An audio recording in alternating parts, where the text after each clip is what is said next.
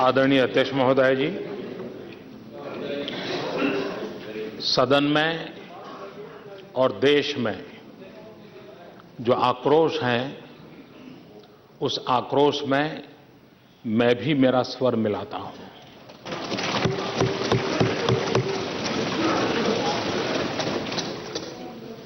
यह देश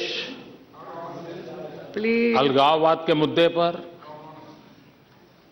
आतंकवाद के मुद्दे पर दलबंदी के आधार पर न पहले भी सोचता था, न आज भी सोचता है, न आगे भी सोचेगा। सदन भी एक स्वर से इस प्रकार की किसी भी हरकत के प्रति अपना आक्रोश भी व्यक्त करें, जो आज किया है। और मैं इस सदन को विश्वास दिलाता हूं, मैं देश को विश्वास दिलाता हूं कि सरकार बनने के बाद जो कुछ भी गतिविधियां हो रही हैं, न वो भारत सरकार से मशवरा कर करके हो रही हैं, न भारत सरकार को जानकारी दे करके हो रही हैं, और इसलिए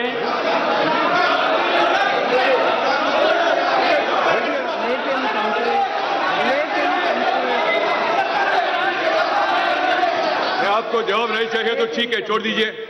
इतना भी मर्यादा नहीं होगा। प्रधानमंत्री बोल रहे हैं, आप लोग खड़े होकर बीच में टकरा रहे हैं। आपको भाई एक संविधान है, एक संविधान है। चर्चा है तो प्रक्रिया है, पद्धति है, पद्धति अपनाना चाहिए। प्लीज कृपया सुनिए। मालूम है उनको क्या है? 30 साल उनसे साथ मिलकर राज किया, स्नेह किया उनके साथ मिलकर। Yes prime minister. खड़गे जी जरा आपका इसको संभालिए, ये भी नहीं होता है। और आप दोनों, आप तो बैठे बैठे नहीं बोलते, ऐसे क्या है? थोड़ा तो समझिए। मेरा इस सदन के माननीय सदस्यों से आग्रह है कि आप समय आने पर अवश्य राजनीतिक टिप्पणियां करें। भारतीय जनता पार्टी वहां पर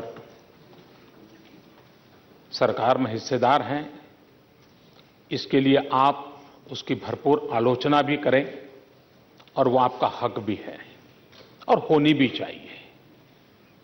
लेकिन हम ऐसा न करें कि देश की एकता के संबंध में हमारे भिन्न स्वर है। ये मैसेज न दुनिया में जाना चाहिए, न कश्मीर में जाना चाहिए, न देश में जाना चाहिए। और इसलिए मैं इस सदन को और पूरे देश को विश्वास दिलाना चाहता हूं कि सरकार ऐसी किसी भी हरकतों को स्वीकार नहीं करती है। देश की एकता और अखंडता में कोई समझौता हमें मंजूर नहीं है। संविधान की मर्यादाओं में ही कदम उठाए जाते हैं, कदम भी संविधान की मर्यादाओं में ही उठाए जाते हैं, आगे भी उठाए जाएंगे। और इसलिए मैं इस सदन को विश्वास दिलाता हूं। दूसरा, मोदी जी चुप क्यों हैं? मैंने उस सदन में भी इस विषय में विस्तार से अपनी बात कही थी, और इसलिए ऐसा कोई कारण नहीं है कि हमें चुप रहना पड़े।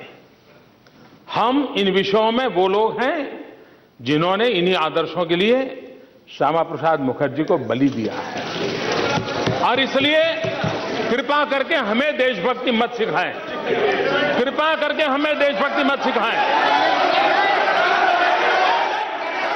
और वो लोग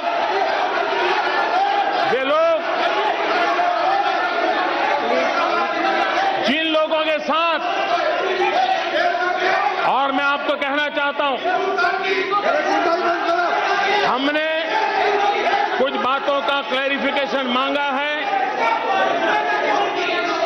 और जैसे माननीय गृह मंत्री जी ने कहा, वो क्लैरिफिकेशन आने के बाद वह भी सदन को जानकारी दी जाएगी। और इसलिए मैं फिर एक बार कहता हूं, यह आक्रोश किसी दल का नहीं है, यह आक्रोश देश का है। यह आक्रोश उस बेंच का और इस बेंच का नहीं है, यह आक्रोश पूरे सदन का है। और हम एक स्वर से अलगाववादी ताकतों को, अलगाववाद को समर्थन करने वालों को और कानून का दुरुपयोग करने वालों को हम हमारा आक्रोश अभिव्यक्त करते हैं। और आने वाले दिनों में सदन जो एकता और अखंडितता के लिए प्रतिबद्ध है, उसके लिए जो भी आवश्यक कदम उठाने होंगे, ये सरकार उठाएगी।